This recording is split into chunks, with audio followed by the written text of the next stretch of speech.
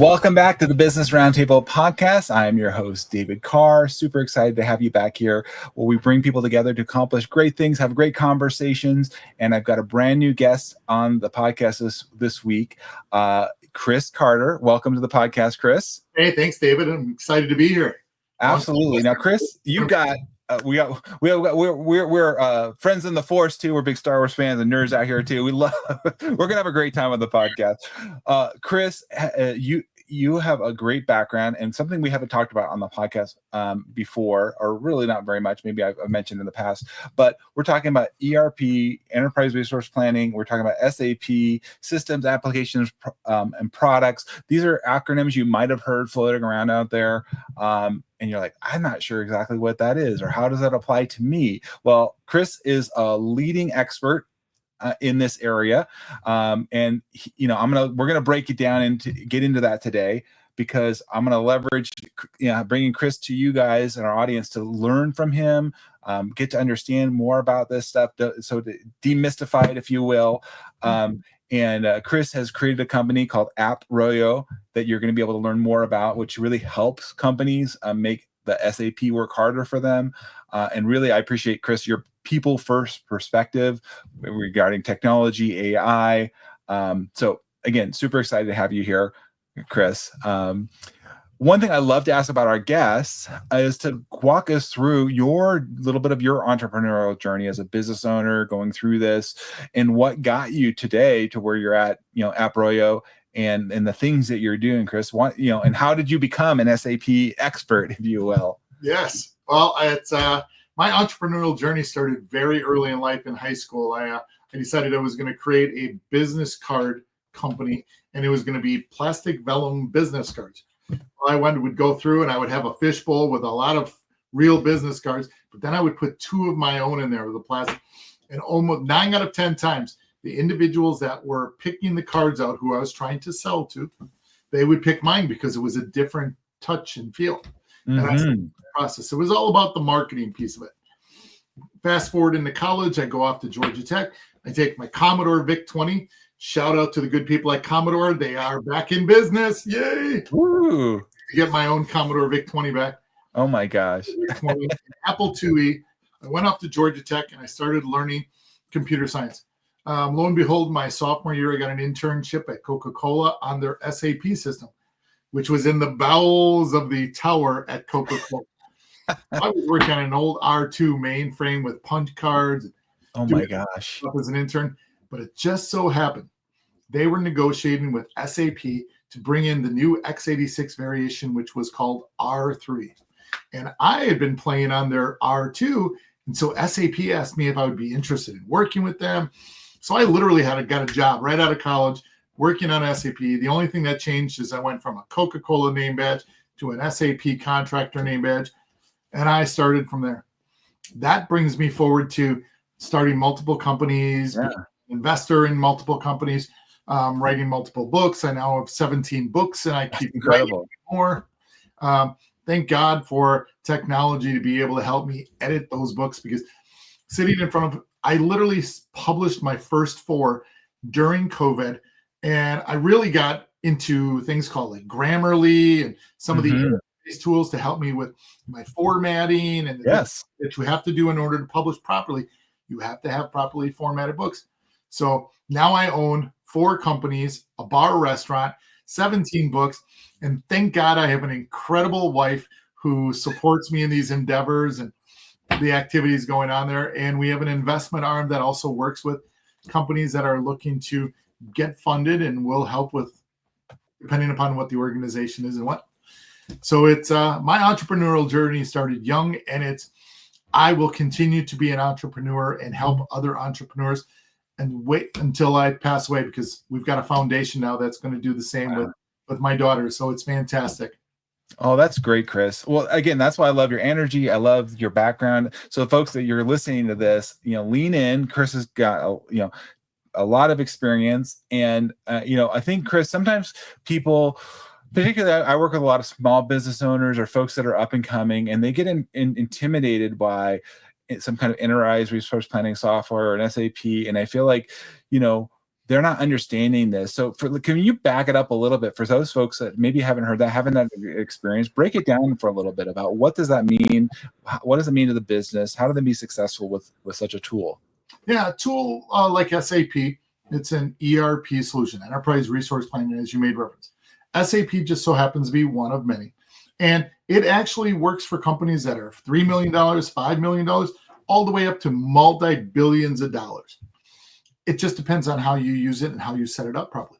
Because what it does is it allows you as an entrepreneur to have your HR, your finance, your shipping and distribution, maybe your warehouse management, maybe your travel and engagement, so if you're traveling around the globe, all that gets integrated into one nice, neat, clean platform. And I like to say it's your one record of truth. So instead of using QuickBooks and Salesforce and then Concur and then something else and then something else, now you've got 5 or 6 disparate different systems. Instead of that, you have one. You have one system. You use one interface. It's your template. It's your GUI. It's either on your phone, your iPads or pad. It's on your computer. You always have that one record of truth. And where you go in the world, what you do in the world, you can move between the different components or the modules, and it's all built in. Instead of having to log in and log out, log in and log. I used to have Salesforce, QuickBooks. I used to have Concur.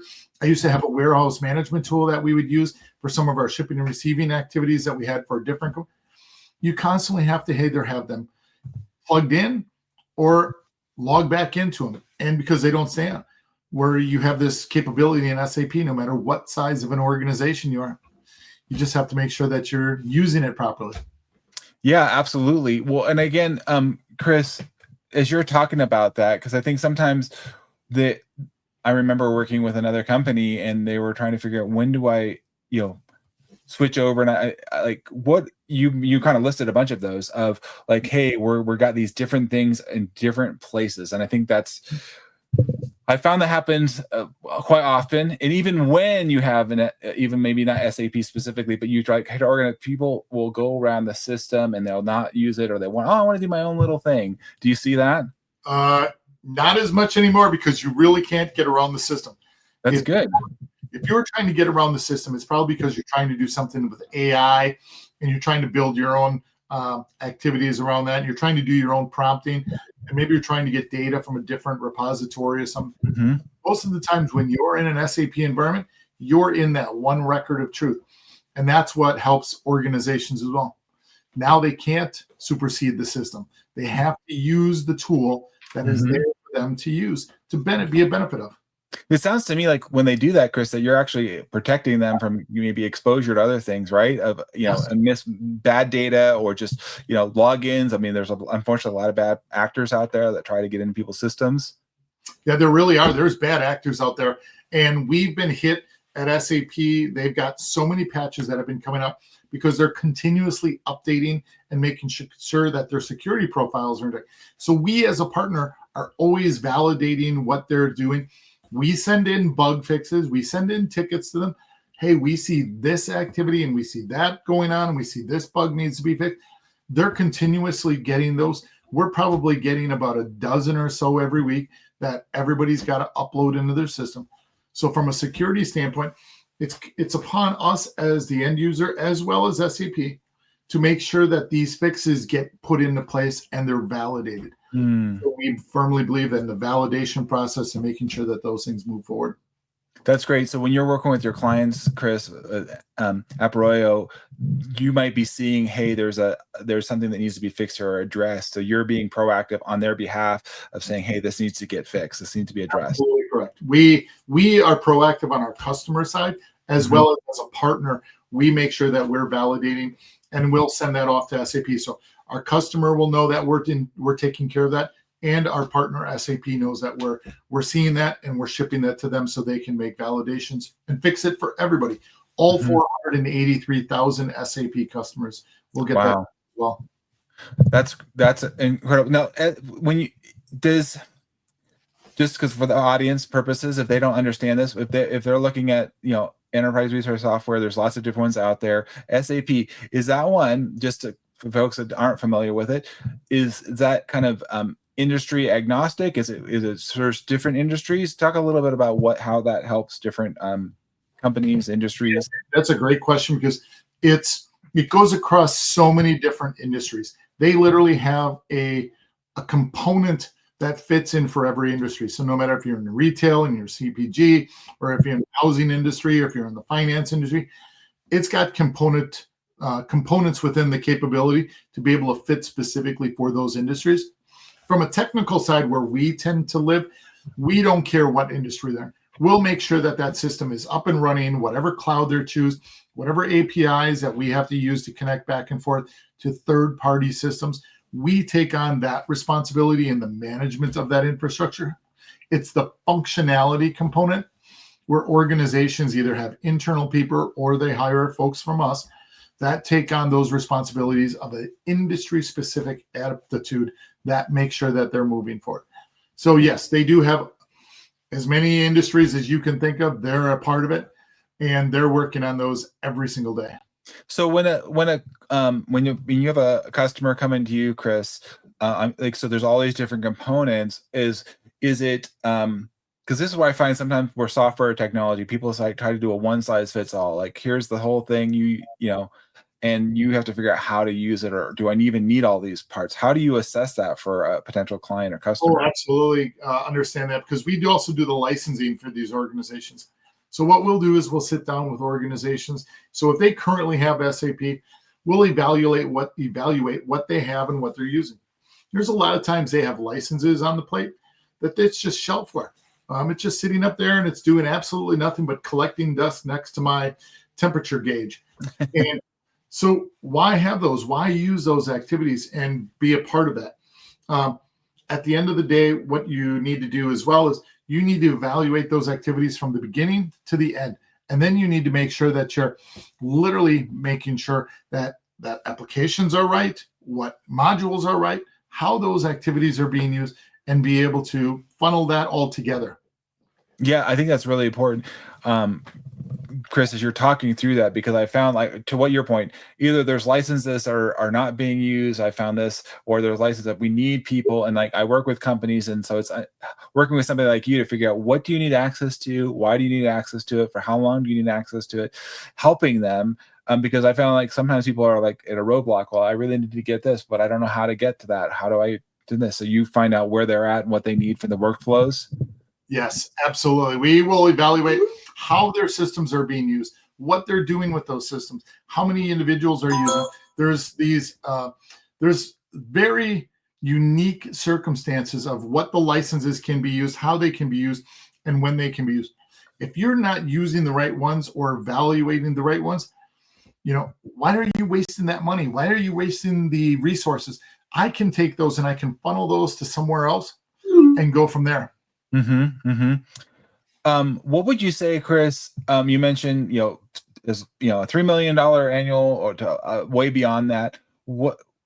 When I came to a company, we were looking at, they were using, like you said, just QuickBooks, and I suggested to her, because at the time he wasn't quite there, but I said, look, I could see the possibility of what scaling beyond where she was currently.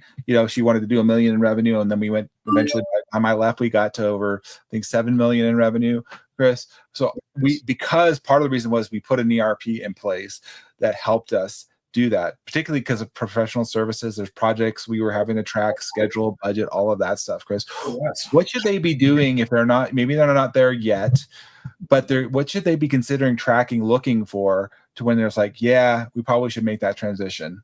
You have to have issues with, so let's start with finances. If you're having issues with your month-end closes, your quarterly closes, and your year-end closes, and it's taking up a lot of time because QuickBooks isn't giving you the information you need, start looking at it. From an HR issue, if you're having issues from an HR perspective, hiring, letting people go, doing vacation times, monitoring your health insurances, all those types of activities. Another thing that's really good for you is to start looking at an ERP solution that'll help you with those types of things, including onboarding and letting individuals go if you need to. If you're in an organization where you've got product and delivery, start looking at an application like an SAP or other ERP where you've got warehouse management, One of the biggest things that I see all the time with companies that are starting to make that change, you got your logistics, your distribution, your warehouse. I need to order product from A. I need to get it to B because B needs to do something that needs to get it to C. C needs to get it to me because I need to package it. And then I need to get it out. If the A can't do it, who's my A backup? Who's my B backup? Who's my C? These types of questions can be held inside of an SAP environment. If A can't do it, you've got B, C, D, E, and F, G under your A. Okay? They can do it. They can't fulfill it. They got to fulfill it. I need these orders fulfilled in this amount of time by this. These types of things, those are critical for businesses to succeed. I've seen businesses have $1 million an hour failure because they lost track of what they were doing and how they. Well, think about it. If you've got a union labor force sitting on the floor twiddling their thumbs doing absolutely nothing, holy cow, you're screwed. You're bored on Monday and say, well, hey guys, you know what? I just lost us $52 million because we were down for the entire weekend because I couldn't figure out where to get product from. Yeah. Not going to play well. That's so important. I hope as you guys are listening here, think about this, about how it affects you. I've definitely seen that. I was a user group leader for another ERP years ago, because I saw the value of as a project manager becoming more aware, integrated, and saw how these things were connected. Chris, like you're saying, the optics from the business, I was more in the business development, the project. I had to do some accounting stuff because I ran projects, but I was working with that team. I think the value of seeing us and coming together is super powerful. And I think sometimes, again, people just don't realize how these things are knitted together. And you just highlighted some of those things. So Chris, they can come to you. So a client can come to you or a potential customer come to you and say, hey, here's what I'm currently doing. And then can you assess them and give them the guidance as to here's how we would match you up with, in this case, SAP? We do. And as a matter of fact, after this podcast, I'm going to do an assessment for an organization on another SAP project. They've come to us and asked us to do an assessment because they've acquired another company and they have the same application, but they're not using it in the same way. So they're going to do an assessment based upon what they're buying and what they have, what fits, what doesn't fit, what can they use, what don't they use, what should they maybe modify and put into their environment. So it's an assessment that's going to evaluate them from top to bottom on that acquisition. And we do those all the time. It's amazing what's going on in the market right now. The merger and acquisition side of this industry right now is hot. We go in and we will do full assessments of current companies that are being acquired, what you're acquiring, how you need to take out that bit of data. Because a lot of times, and I get this, one of our customers does 17 to 25 different deals a year, just in 1 year. So we have to go in and we have to assess every single landscape that they have of technology. And typically they all have SAP in one way, shape, or form because of the industry they're in. And so we'll go in and evaluate what they have. We'll also decide what we need to cut out, put into an environment, be able to sustain it for itself, for that part of the business that they're buying, and then be able to move that into the mothership. How that works and the templates that we build for them and how we will move those. We've got that down to a science because we've templated that activity for them. And we've done that for other organizations. But every company that's out there running an SAP ecosystem or some sort of ERP or want to grow in the ERP ecosystem, it's those types of things that move the needle and really help with organizations on a go-forward strategy. It's imperative. Yeah, I can see that, Chris, when you're talking about mergers or acquisitions and making sure that this is all cleaned up, looking good.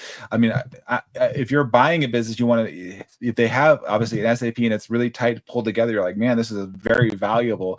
If it's in disarray and hasn't been maintained and it's just kind of all over the place, and you got little things here and there, and like who's shepherding this? Who's overseeing? Oh, I don't know.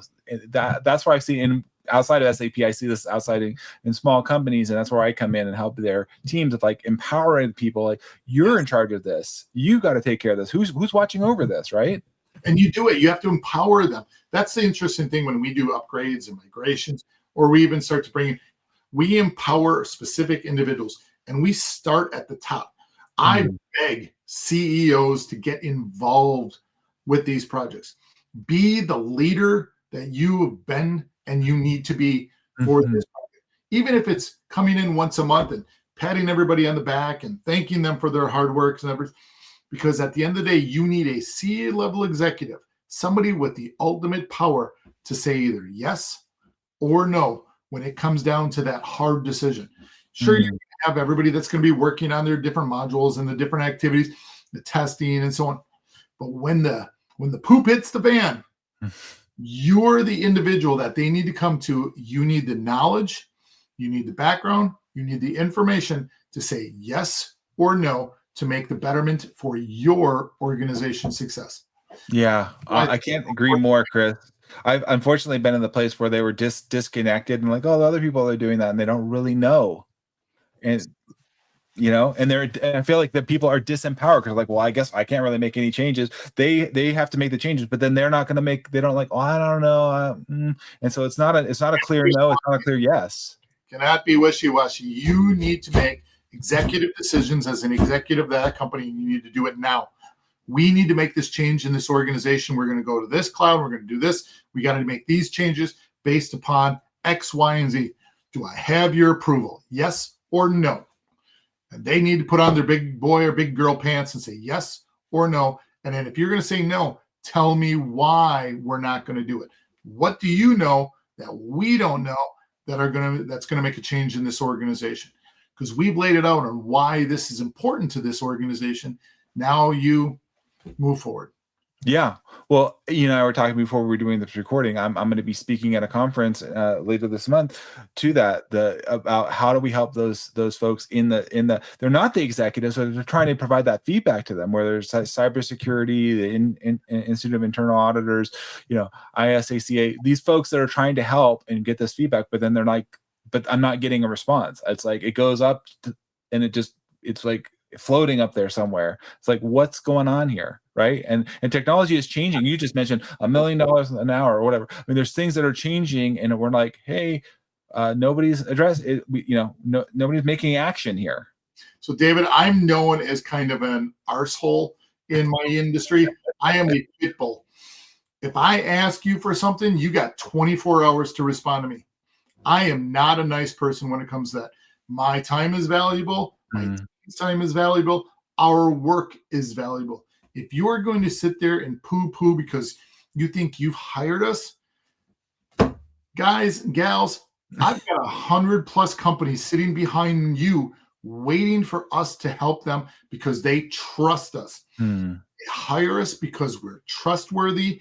We know what we're going to do, how we're going to do it, and we're going to make you a success. Yes. So if you come out of this thinking that you can stick your nose in the air and I need to kiss your backside, you're absolutely wrong, because I will literally, and I've done this before, I will tell you, thank you. This project is no longer fits our go forward strategy as an organization.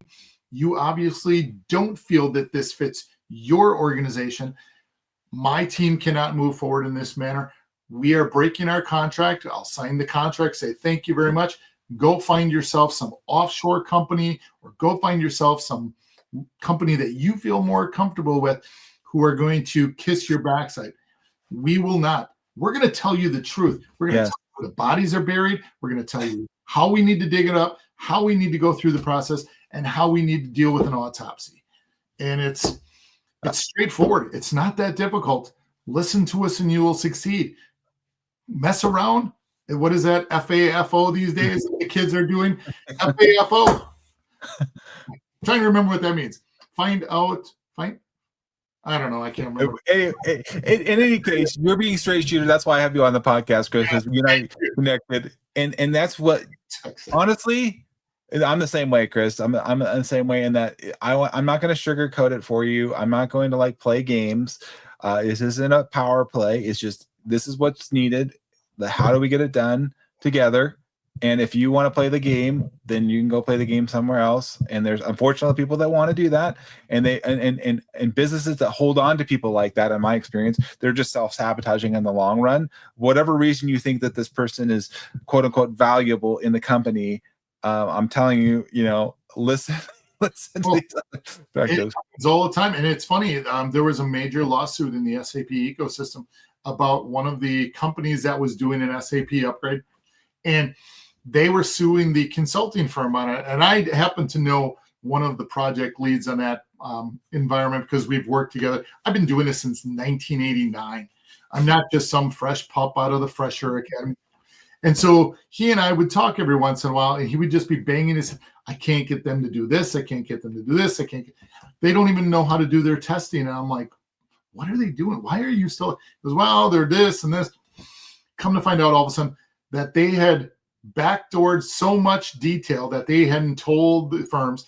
Plus, their teams were so ill prepared to do any of it, even after they were begged to make sure that they were ready. And then they wanted to modify a system. SAP is not a system you modify in any way, shape, or form. You do not fit SAP to fit your business. You fit your business to fit into the best case scenarios of an SAP environment, because the best use cases are built by SAP and the partner community of the 483 customers that are out here. When you modify or try to modify, that's when trouble starts, and it causes time and additional money. Of course, it got thrown out of court because they found out how stupid they were. But you don't do those things and then think that you wronged me. I'm sorry. It's common sense. Yeah, people try to turn the tables and blame others, and are like, look, you're asking me to do things that are not in like you said, modifying, adjusting it, changing things. I want to ask you, I know I don't want to exit this podcast without getting your bit with a tech person, and we talk about as things evolve, and there's now AI, and I'm sure obviously SAP is involving AI and how we're using the tools. Yes. But talk a little bit about how you're seeing that, not just as an SAP, but I think there's people concerned out there maybe that, hey, I'm going to lose my job, or this is coming in, or this program is going to remove my job. Talk a little bit about that concern, or that out there about AI and technologies in general, even SAP. Like, is that going to take I've been doing this, and now is it going to take my job or adjust what I'm doing? Talk a little bit about that, Chris. Well, I appreciate that, because I actually wrote one of my 4 bestsellers is The Mastering of SAP with AI. It's the green book right there. And it just so happens, I firmly believe that AI is not going to take away your job, but it's going to make you a better person at your job. It's going to make better capabilities. It's going to make you a smarter human at whatever tasks you're doing. Now, will it take away some of the menial tasks and activities? Sure. And absolutely will. And there are companies and activities and things that it will definitely take away and do once you get the prompting down and you get the activities wrapped around. Absolutely.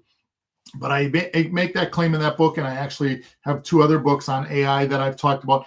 It will strictly make you a better human being for your company, for your life, hey, even for your wife, and for the activities that you want to do to better yourself. Use it as a training mechanism. Make it as a training activities for your company. Use it as a tool for learning how to prompt properly to do finance, or create an ROI-based solution for your HR or your finance or your shipping activities. Use as an external component for your sales and marketing activities. All these things you can do with AI. So it'll take away tasks. I don't think it will take away your job unless you give it the reason to take away your job. When your boss comes in and says, look, you're lazy, you're not here on time, you're not doing the things you need to do. I can get somebody who knows how to prompt, knows how to use the AI tools, and I can get them because they're going to be a benefit to my company and to the organization as a whole. That's where I see AI really going and really driving business value for those organizations and for the humans who know how to use it. That's great that you're saying that, Chris. We're going to put a link to the books. You guys can go find Chris's books, and we're going to make sure, again, connect with Chris on LinkedIn and all that. We'll make sure it's all in the show notes. Also, I would encourage you guys, if you're listening to the podcast, if you guys have questions or comments, please go ahead and leave them in there. Whatever the platform, whether it's YouTube, LinkedIn, wherever you're hearing this, wherever you're taking this in, listening, watching us, we'll make sure that gets back to Chris so that he can respond to as well. And we appreciate the engagement and sharing. I'm encouraged when you say that, Chris. I agree with you. I think that for those that embrace it as a tool, a funny story, I've been around doing environmental consulting since the late 90s, Chris. And I remember we didn't use GPS units. Like, that was like, we didn't have, we had surveying, ways of different doing surveying, but GPS units were new. And I remember like people were like, oh, I don't know about this technology, I'm intimidated by it. And this is just GPS back in the day. But then understanding and incorporating the spatial data and how could we use it more, and just the evolution of how they could use it more is so exciting. And it's again, understanding that this is a major evolution. AI is a major tool and revolution, but I believe just like whatever it was, 100 years, more than 100 years ago, when cars were first introduced, like, right, what's a car going to do? We got horses for that. My horse, I'm good. Right. I think embracing that and leveraging it and saying like, okay, how can this help me be a better person? I saw your post. I was talking about you before we recorded today. You made a post on your LinkedIn about how it can help me become a better person. And I agree. The people that embrace that and then they say, okay, how could this help me? How can I use this to be better? Those folks will differentiate themselves. But if you dig in your heels, right, you're saying, because same thing with like, hey, I'm not going to use the SAP. I don't want to use it. I want to, like, somebody else is. And I think you're just kind of digging your own grave. Agree. Well, that's the problem we have in the SAP ecosystem right now, is 57% of the SAP ecosystem, when it's staff members and such, 57% right now are the age of 50 or older. That's a crazy number right now. We're not getting younger. We're not getting these young people in. You look at these individuals that come in, we've got about 8% that are from the teens to the 20s. Then it's like 13% from 20 to 30, and then another 7 to 8% that are in their 40s. It is a old humans game right now in the SAP ecosystem, and we need to educate younger people. And they want the whiz-bang new tools. AI is the tool they want to use. They want to use ChatGPT. They want to use Copilot. They want to use Joule. They want to use all these tools to better their careers, better their life, to better their day-to-day activities. And so it's one of those tools where you better embrace that, or you are going to be retired. Yeah, no, 100%. And to your point, it's great that I love the breakdown that you said there, Chris, because I see this right now. I've been in the AEC, architecture, engineering, environmental consulting space for 25 years. I'm 51. I'm in the Gen Xers, but I'm seeing a gap in the leadership space as well of guiding and mentoring people, those millennials, especially the Gen Zs. And so my passion is to help work with folks like you of saying, hey, we're trying to build this. How do we mentor and guide and empower those folks to step up, to start learning this stuff, to work with the team, right, Chris? And that's why I wanted to have you on the podcast, because here, listen to this as a business owner. If you're in that place, your company is going to be so much more valuable and better off if you get these folks in there and understand this and grow with your company, right, Chris? Get them in early. Get them trained up early. Yes, you're going to have individuals that are going to leave your organization after you've trained them up and you've moved them forward in your organization. But at the end of the day, you're going to have these successes. And those are the successes. I've always said, no matter where I go on the corporate ladder, I am always reaching a hand back to try to help somebody get to the next rung as well. I'm trying to get better. They need to get better. As long as we're working together and in tandem, we're going to keep moving up that corporate ladder of success. Just so happens that I happen to be the chairman and CEO at this point in time. Well, I want some other people to come up and I want them to take over. I don't want to be doing this for the rest of my life. I've got an incredible wife that likes to travel and she wants to spend some time with me, she keeps telling me. So I need individuals to be successful as well. And every company should look at it. Reach those hands back down the ladder and bring people up with you. Hell, have 5 or 6 of them on the same rung working together. You never know who's going to reach that out for that hand and grab onto the next rung. And keep driving success with those individuals. Yeah, definitely. To your point, Chris, I think finding multiple people, don't do one source of failure, one person that knows all. That's a classic mistake, but I do see that happen quite often with businesses. This person knows it all. It's in their head. They figure it out. I'm like, yeah, what happens to that person if something happens? And then the owner gets all verklempt that, oh my God, they left me. I trained them. This is why I don't reach my hand. No, it's because you as the leader, you didn't make the choice to bring in more individuals and to help them. You're not going to sit there and do a mentoring program for 20 people. Got it. But you know what? You are going to see a couple of bright, shiny nuggets that you think can make diamonds. Then you're going to bring them up. It's the GE mentality. GE, Jack Welch, he did this perfectly. He would have 10, 15 executives across that VP level. And they would be down there and they would swap roles. And they would continuously swaps to see who was learning and who could pick up the different variations. Some of them would then all of a sudden go off to run a different company. And then someone else would go off to a different. And then you would, that would be taken in. Then they would lead. You would have a couple that would go up. And it would continuously, it's like a reversed funnel. You know, you're trying to get as many into the bottom to see who comes out the top. Well, sales is the opposite. You want to bring as many in to see who comes out the bottom. And GE did that. And that's why I love, I consider Jack's philosophies, Jack Welch, his philosophies were fantastic. And I love that. Between him and Bill McDermott, two mentors that I just love and follow, and was fortunate enough. And actually, that ChatGPT and AI book is dedicated to Bill McDermott, who's now the CEO of ServiceNow. When he was at SAP, I looked at him as a leader who I wanted to be like, and I wanted to push myself towards. Very fortunate to work with him in some of the activities around SAP. And those are the types of individuals you look at what they did and how they're always bringing people up. They're always trying to help the next one. And that's what I think we're lacking a little bit here in America today, and even the world. And we need to start looking at that. I don't care what your creed, your color, your religion, who we are, who you go to bed with that night. That doesn't matter to me. What matters to me is, are you a good human being, and can you help others? Because I need to help others to make my company successful. And if you can do those things, we're going to get along great. And I'm going to help you, and you're going to help me. Chris, I love it. And you and I are the same wavelength, 100% on that. I want to serve. I want to help reach more people. That's why we have this podcast. I know we're getting to the end of the podcast. We're going to have you come back, Chris, because it's just so much fun and enjoying the conversation with you. I appreciate it. Thank you. Absolutely. As we wrap it up, I like to ask our guests, we covered a lot of different things. And if you could just say a key takeaway or an action for that CEO, that business leader that's listening right now. Hey, Chris, whether to, prepare or improve their organization, whether they're currently with the ERP or they're considering it, or what would you say? What would you want to do? What's the first action? What are the things they can do today as they leave listening to this podcast? Sure. First thing is call me and ask a question.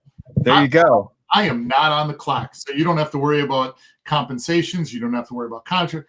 Call me and ask a question. I answer hundreds of questions every month. And I used to have my phone number out there where I told people, just call me if you got a question. Then all of a sudden I'd get bombarded by questions, but then I got bombarded by everybody asking for to send their resume. And I was like, wait a second, I'm not HR. You got to go through a process. I can't just. So what I'm going to ask you to do is join me on LinkedIn. Send me a chat or there's the chats, because David, you and I chat on there all the time. Is send me a chat and say, hey, you listen to the podcast. I've got a question about what we're doing or what we're looking to go through.